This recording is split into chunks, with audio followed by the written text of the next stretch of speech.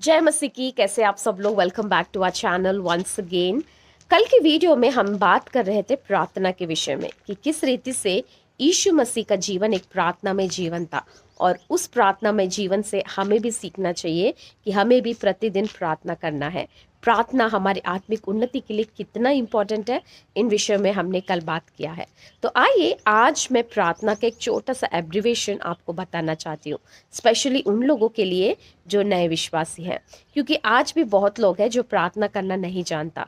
It might sound odd for some of you, लेकिन ये सच है, क्योंकि मुझसे भी पर्सनली बहुत लोग पूछते हैं कि सिस्टर हमें प्रार्थना करना सिखाइए, हम प्रार्थना कैसे शुरू करें, कैसे अंत करें। हम प्रार्थना करना तो चाहते हैं लेकिन हमें आता नहीं है। सो आज का मेरा ये वीडियो उन लोगों के लिए डेडिकेटेड है जो नए विश्वासी हैं, जो प्रार्थना करना नहीं आता, जो बिगिनर्स हैं। उनके लिए आज का ये वीडियो बहुत हेल्पफुल रहेगा। सो आइए हम शुरू करें। इंग्लिश में प्रेयर का स्पेलिंग होता है PRAY।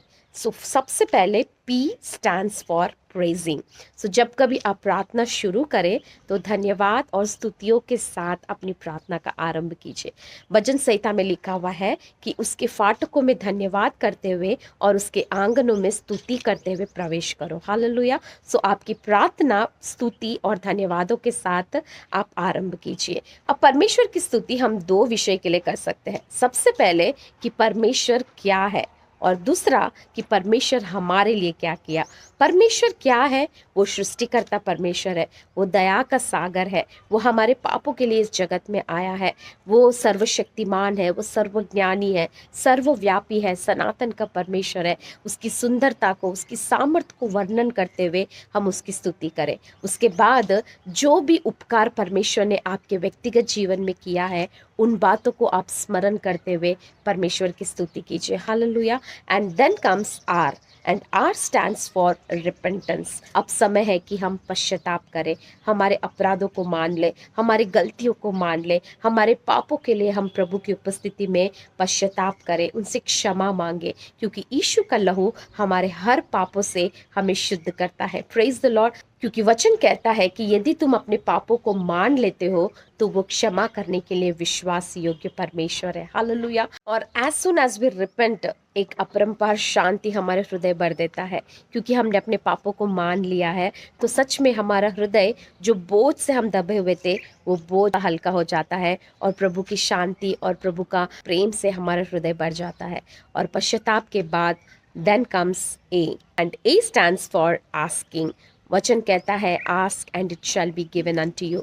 अब समय है कि हम अपनी प्रार्थना, विनती और निवेदनों को प्रभु की उपस्थिति में रखें। हम अपना पर्सनल नीड्स को, हमारी परिवार की ज़रूरतों को, हमारे समाज के बारे में, हमारे देश के बारे में, नाश होने वाली आत्माओं के विषय में, हम हर चीज़ के लिए अपनी प्रार्थना, निवेदन और विनतियों को पिता की उपस्थिति में लेकर जा सकते हैं। क्योंकि बाइबल बताती है कि जब तुम बुरे होकर अपने बच्चों को अच्छा देना जानते हो तो मैं तुम्हारा स्वर्गीय पिता तुम्हें भली वस्तुएं क्यों नहीं दूंगा। हालेलुया। तो ये समय है कि हम प्रभु से मांगे, अपनी विनतियों को रखें। एंड उसके बाद आता है Y, and Y stands for yield.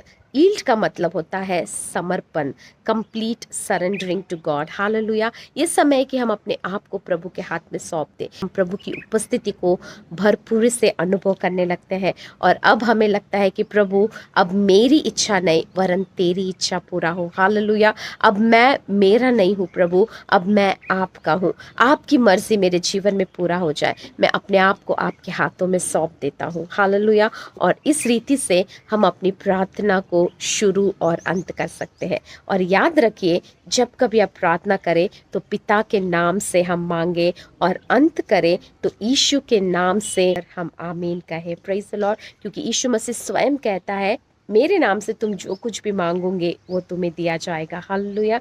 तो इस रीति से आप प्रार्थना कर सकते हो, क्योंकि बाइबल में ऐसा कोई पर्टिकुलर पैटर्न नहीं दिया गया कि हमें प्रार्थना इसी रीति से करना चाहिए, लेकिन समय और सिचुएशन के हिसाब से हम पवित्र आत्मा की सहायता से प्रार्थना करते हैं। प्रार्थना छोटा है या बड़ा है, इट डजंट मैटर, लेकिन विश्वास से की हुई प्रार्थना से ज़रूर हम अपने जीवनों में उन प्रार्थना का जवाब को पा सकते हैं।